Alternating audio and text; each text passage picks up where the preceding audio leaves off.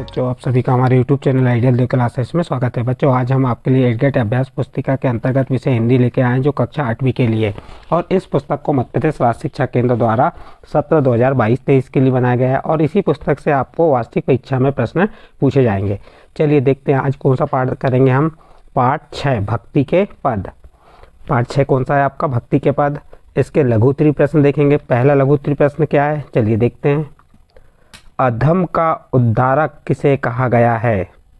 अधम का उद्धारक किसे कहा गया है? तो उत्तर हो जाएगा अधम का उद्धारक भगवान राम को कहा गया है। तो इस प्रकार से ये आपका प्रश्न 1 का उत्तर कंप्लीट होता है।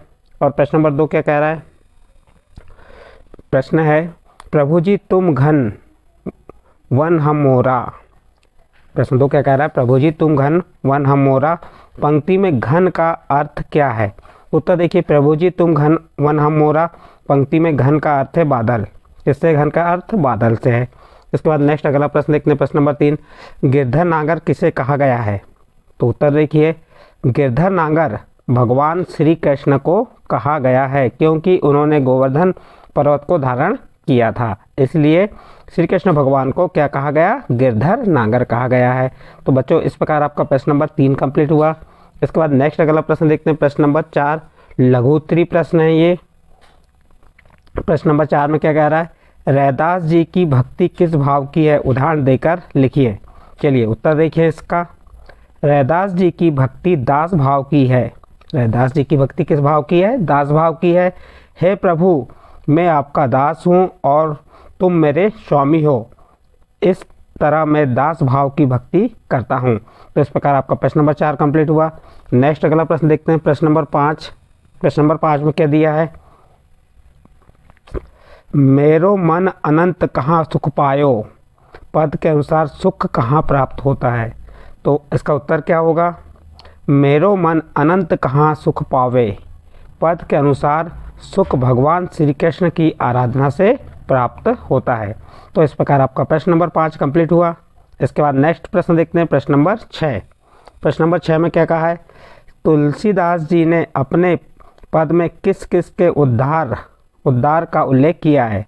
तो उत्तर होगा इसमें, तुलसीदास जी ने अपने पद में पक्षी, मृग, व्राग, पाषाण, वृक्ष, जड़ आदि के उद्धार का उल्लेख किया है। तो इस प्रकार बच्चों आपका प्रश्न नंबर 6 यहाँ पे कंप्लीट होता है। नेक्स्ट अगला प्रश्न देखते हैं। प्रश्न नंबर 7 क्या कह रहा है? दीर्घोत्तरीय प्रश्न है। भक्त रैदास ने भगवान से अपना संबंध स्थापित करते हुए किस किस से अपने को जोड़ा? प्रश्न क्या है? भक्त रैदास ने भगवान से अपना संबंध स्थापित करते हुए किस किस से अपने को जोड़ा? उत्तर देखिए इसका। उत्तर क्या कह रहा है? रैदास ने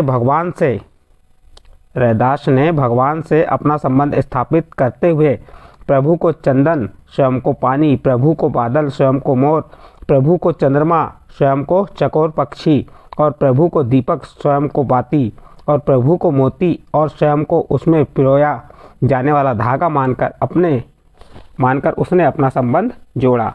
तो इस प्रकार से आपका जो प्रश्न था, प्रश्न नंबर 7 का उत्तर यहाँ पे कंप्लीट होता है।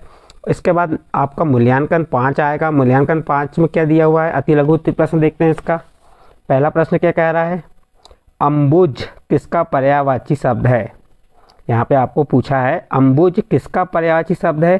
तो अम्बुज कमल का पर्यायवाची है। अम्बुज किसका पर्यायवाची है? तो अम्बुल कमल का पर्यायवाची है। नेक्स्ट अगला प्रश्न देखते हैं।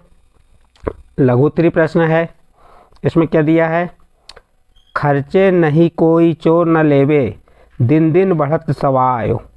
पद के संदर्भ में इस पंक्ति का अर्थ लिखिए। देखिए, इस पंक्ति के अर्थ में मीरा जी क्या कहती हैं? मीरा जी कहती हैं कि भक्ति रूपी संपत्ति बहुत ही अजब है। कौन सी संपत्ति? भक्ति रूपी संपत्ति बहुत ही अजब है, जिसे किसी भी तरह खर्च नहीं किया जा सकता।